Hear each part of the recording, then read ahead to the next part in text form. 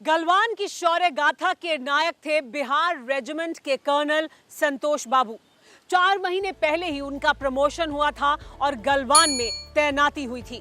संतोष बाबू भारतीय फौज के एक जांबाज अफसर थे। न सिर्फ गलवान में उन्होंने पराक्रम का परिचय दिया, बल्कि वर्दी में जब जब देश ने उन्हें ललकारा, उन्होंने वतन की आन बान और शान की रक्षा की। हमारी टेलीसीरीज के इस एपिसोड में देखिए बलवान, इंस्पिरेशन फॉर मिलियंस।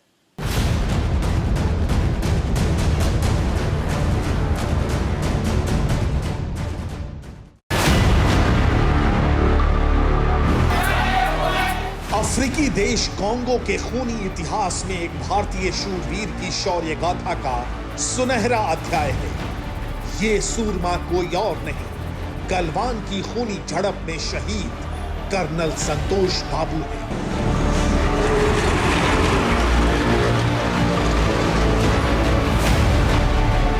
कांगो में संयुक्त राष्ट्र शांति सेना की तरफ से संतोष बाबू ने हिस्सा लिया था। साल 2012 के उन दिनों कांगो में भीषण लड़ाई छिड़ी थी।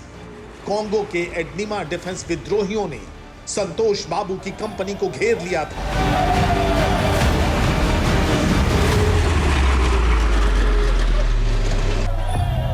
संतोष बाबू ने उस रोज 2 दर्जन विद्रोहियों का खात्मा कर मोर्चा फतह किया।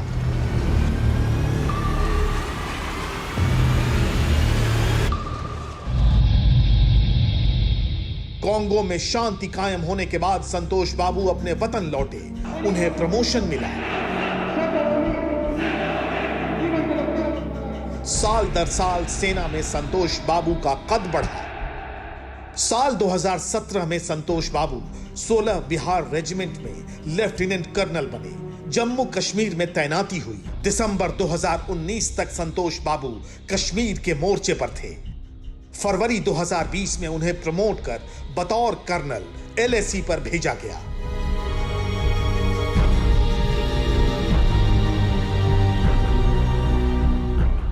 कर्नल संतोष बाबू ने LAC पर जाने के साथ ही चाइनीज सेना की खुराफात खत्म कर दी। मगर 15 जून को जो होने वाला था, शायद उसका अंदाजा उन्हें भी नहीं था। 15 जून 2020 शाम 7 बजे गलवान घाटी लाइन ऑफ एक्चुअल कंट्रोल के पॉइंट 14 पर चाइनीज तंबुओं की तस्दीक हो चुकी थी। कर्नल संतोष बाबू ने अपने 35 जवानों के साथ चीनी तंबुओं का रुख किया।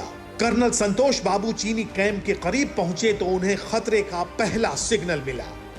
ड्रैगन का ड्रोन उन्होंने देखा। चाइनीज टेंट में मौजूद सभी जवान भी नए थे। इस बात को नजरअंदाज कर संतोष बाबू ने चीनी कैंप को फौरन हटाने का ऑर्डर दिया। इस आदेश को सुनते ही एक चीनी जवान ने कर्नल को धक्का दे दिया। चीनी जवान की ये गुस्ताखी बहुत भारी पड़ गई। 16 बिहार रेजिमेंट के जवानों ने अफसर से बदसलूकी करने वाले ड्रैगन के फौजी को घूसे मुक्के बरसाकर बेदम कर दिया।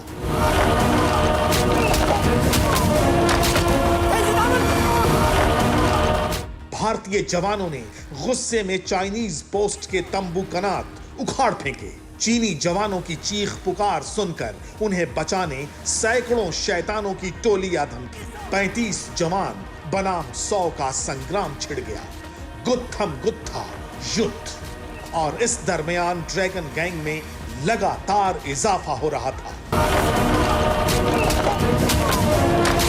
कर्नल संतोष बाबू ने 7:30 पर कवर टीम को बुलाया। कुछ ही मिनटों में पंजाब रेजिमेंट के घातक प्लाटून मोर्चे पर पहुंच गए।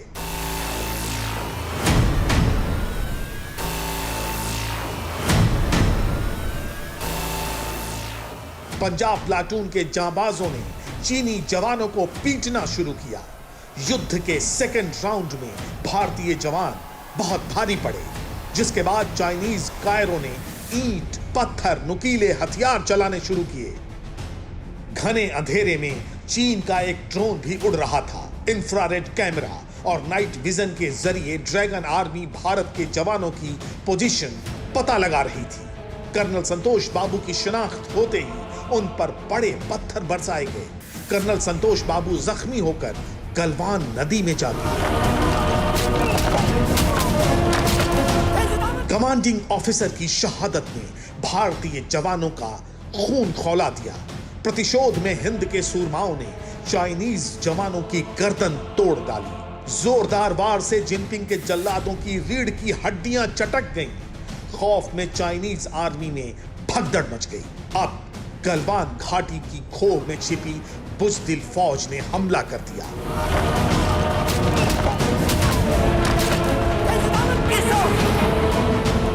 गलवान का खूनी संग्राम 5 घंटे लंबा खिंच चुका था। रात 11 बजे के बाद भारत और चीन की तरफ से घायल सैनिकों को इलाज के लिए ले जाया गया। तब धोखेबाज दुश्मनों ने तीसरी दफा हमला शुरू कर दिया। संकरी घाटी में रेस्क्यू के दौरान बड़ी भीषण भिड़ंत हुई। चीनी फौजियों ने सामने से भारतीय शेरों से भिड़ने की भूल कर दी। भारत के जांबाजों ने उन सब का भूसा बना दिया।